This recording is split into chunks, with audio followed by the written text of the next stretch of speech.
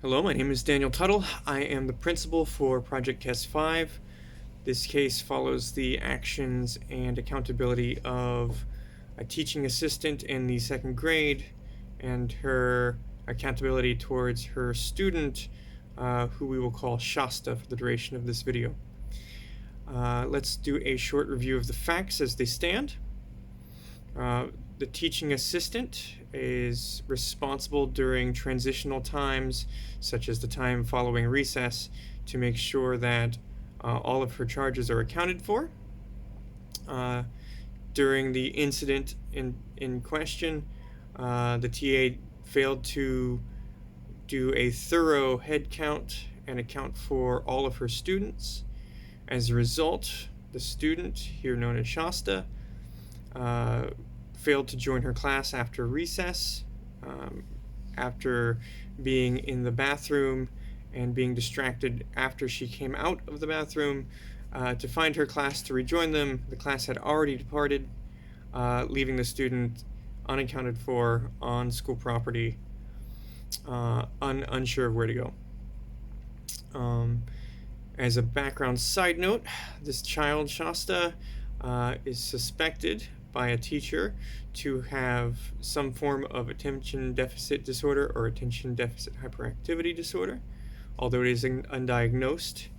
The student has displayed easily distracted behaviors and other such symptoms. When approached, the student's parents refused testing to confirm or deny their student's potential for such disorder. As a little review, as part of the circumstances, the area between the recess zone and the destination for the second grade following that, there's a considerable distance between that. Because of that, the student was unable to find her own way back to the destination in a timely fashion. As she was walking up and down the gated perimeter of the school, a passing by driver who happened to be a friend of the family of the student spotted the child in distress, drove around, and alerted the school, bringing the child back to the office. As an addendum, the teaching assistant claims responsibility for that. She admitted that she didn't do a proper head count, but she pleaded that extenuating circumstances in her personal life caused her to be distracted from her professional duties. The nature of her personal matters involve a messy divorce and other such things that should be taken into consideration in any punitive action. The mother of the child was noticeably upset, as one would assume. It's, of course, the school's responsibility to take care of and ensure the safety of all the students in our charge at all times. As long as they're on school property, they are our responsibility. With all of that in mind, as the principal, my decision would be to, as a first step,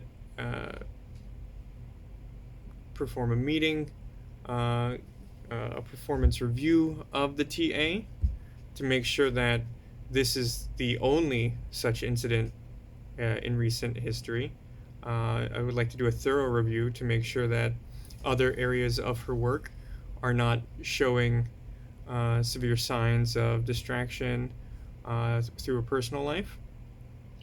I would also counsel the TA that in future cases, should they arise, to seek assistance and to reach out to her administration staff or HR advisor for guidance on how to get help balancing her personal and professional life. I think, given the background that I have at present, I would not terminate the TA for the reasons of the child's ultimate safety was there. The child wasn't injured, and the inconvenience was a temporary one. although the potential for real harm was there.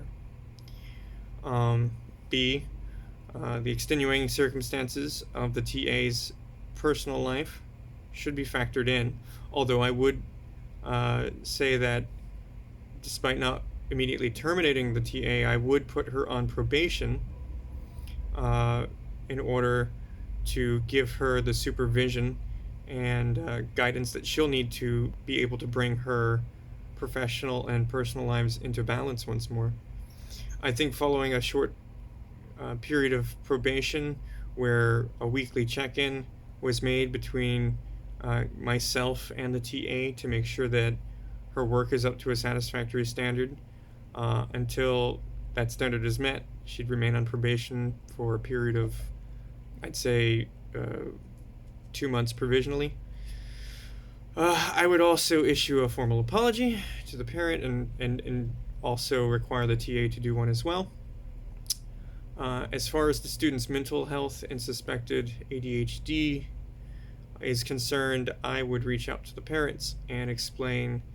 I would reach out to the parents through the proper guidelines, and with if the school had one, whatever SPED resources we had, to assure that there's no stigma attached to ADHD or such disorders, that while the TA was ultimately at fault, undiagnosed conditions such as this could lead to further dangerous situations that could be more easily maintained or controlled for if such a thing exists. If it doesn't exist, then that's great as well. If it's a behavioral thing, we can work for that as well. But overall, yes, I think that the TA should not be terminated on the provision that she undergo probation, formally apologize to the parents, and take on weekly check-in meetings with the administration to make sure that her work is up to a professional standard. And that's all I have to say about that. Thank you for your time.